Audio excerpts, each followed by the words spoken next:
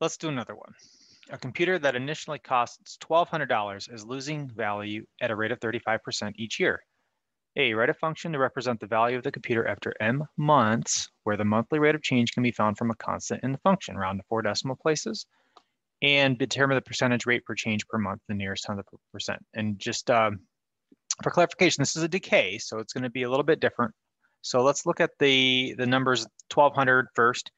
And if I'm doing this as a yearly rate, then I would have 1,200 parentheses 1 minus the rate. So 35% is 0.35.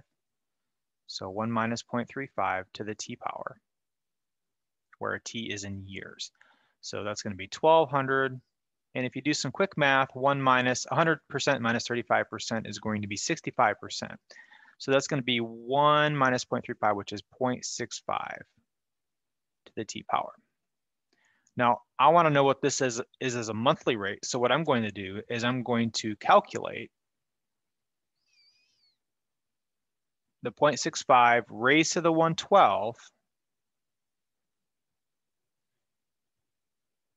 And instead of t, that's going to be m. So think about if I plugged in 4 here for t versus 48 for m, those are going to be equivalent. So I want to know what is this number, 0.65 to the 112th power. So we'll plug that in our calculator.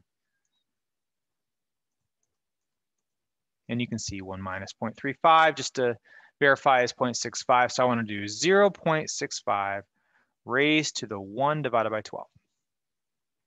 And you get 0.964738. So I'm going to go ahead and go to 4 decimal places, 0.9647, and that 3 is going to keep that 7 where it is. So 0.9647. So that's the same thing as saying 1,200, 0.9647 to the m power. So just kind of verify some numbers here real quick. If I did 1,200 times 0.65 to the 4th power, that's the same as saying 1,200 times 0.964738135793 raised to the 48th. Right? These are essentially the same thing, 214.2, 214.2. So just getting a monthly versus a yearly rate, and then making sure your time increments is in month, not years. So this is our number here, but I'm just going to focus on these 4 decimals. We don't really need to go any further. 0.96473. So now we have our base here for our equation, 0.9647. So if I want to get my monthly rate of change, remember that this is decay. So this is 1 minus the rate. So I have to subtract this number from 1. So 1 minus 0.9647, what is that?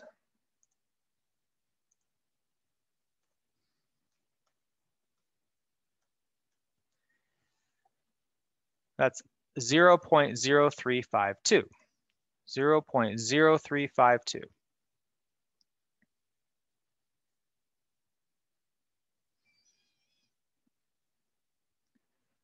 Well, as a percentage, that's going to be moved over 2 places. So it's going to be about 3.52%. 3.52%. So my monthly rate of decay or of losing value is going to be 3.52%.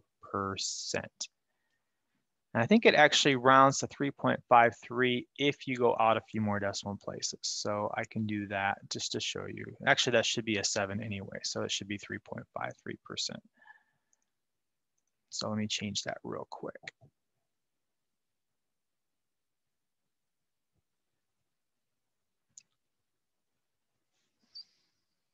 Yeah, so 3.53% is a little bit more accurate on that one.